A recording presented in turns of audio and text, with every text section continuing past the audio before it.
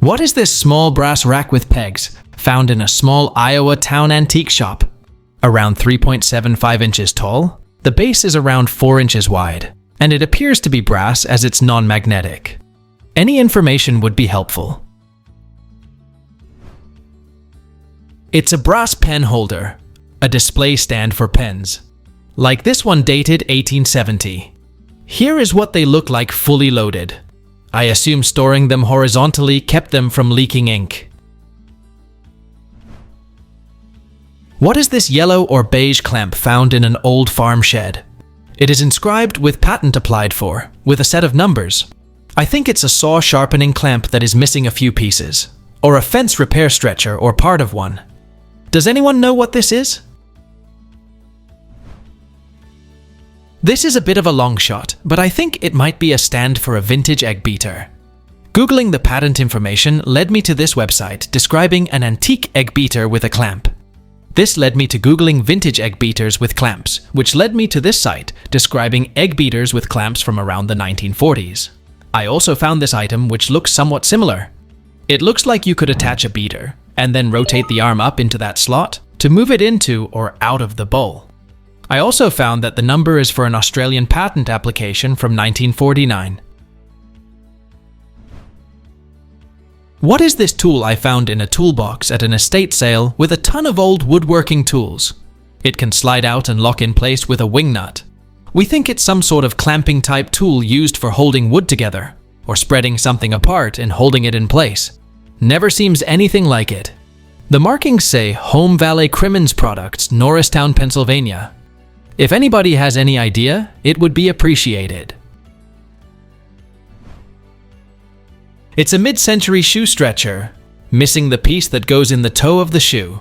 Attach it to the wall, then place your shoe on the last, pull it forward, and tighten the screw, then you're ready to shine. It was patented on July 9th, 1957, by Isidore Jaffe of Cleveland Heights, Ohio. What is this heavy metal hand-cranked gizmo with a really large gear ratio that spins 3 metal discs, found in my late father-in-law's office? The metal discs spin pretty fast after you crank it, and there's a little brake on the side. The discs aren't magnetic and the base seems made to be firmly bolted into something else. This was sitting in my father-in-law's office for years, but my partner never got around to asking him what it is. We tried to look for a serial number or label, but found absolutely nothing. Thanks in advance. It's the motor from a gramophone. The 3 discs are a governor mechanism to regulate the speed. Once it goes too fast, the weights spin further out and resist the acceleration past the set spring weight. The wide drum has springs inside. What is this 3-legged stool with a handle that has a hole in it, found in a Goodwill? It's made of wood, about 15 inches tall and 12 inches in diameter. I would welcome any information or ideas. It's a milking stool. They come in different styles, but the handle is to make it easier to pick up and move from cow to cow, while carrying the bucket in the other hand. The hole in the handle had a leather strap on it, so it could be hung up when not used for milking. These were super popular for some reason in the 70s. We had 3 and all of them sucked. Eventually used them as plant stands. What is this item I found in a sewing supply stash?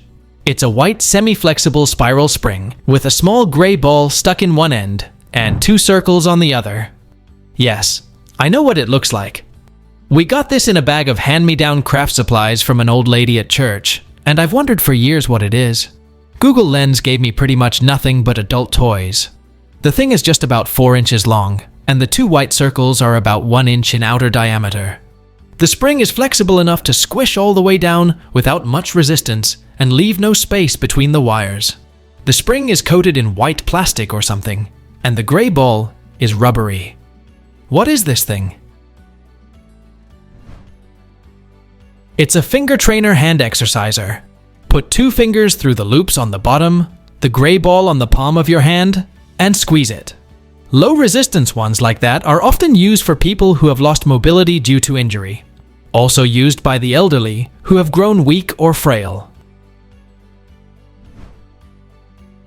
What is this small and soft brown cube with black text on top and cloudy gel interior? I was walking my dog around the block, and on the exterior of my neighbor's yard, my dog snuffled through the leaves and happily picked up this cube. I fought with him for a few seconds over it. He really didn't want to give it up, but he eventually did. I took it out, and it smells sort of like dog food. It's about 1 inch tall, 2 inches wide, and 2 inches long, with some illegible black text on the exterior and a cloudy gel-like interior with what looks like a silica packet lodged inside. I asked my neighbor if they knew what it was, and they said that they've never seen it before. Did my dog pick up animal poison? Are a couple of seconds of exposure in his mouth without really getting at the interior dangerous? Thanks in advance for the help. It's an oral rabies vaccine for wildlife. The reason your neighbor may not have known about it is because they airdrop these from a helicopter or small plane.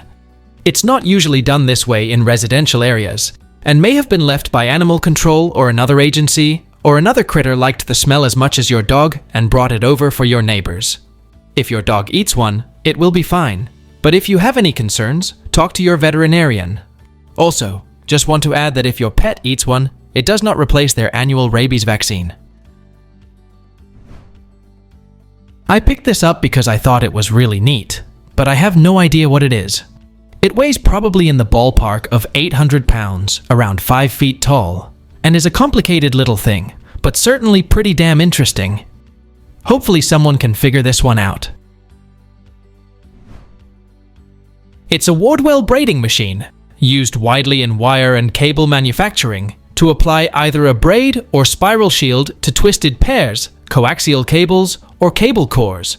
They're also used to apply braids over tubing and to make shoelaces. It was patented on July 25, 1922 by Simon W. Wardwell of Providence, Rhode Island.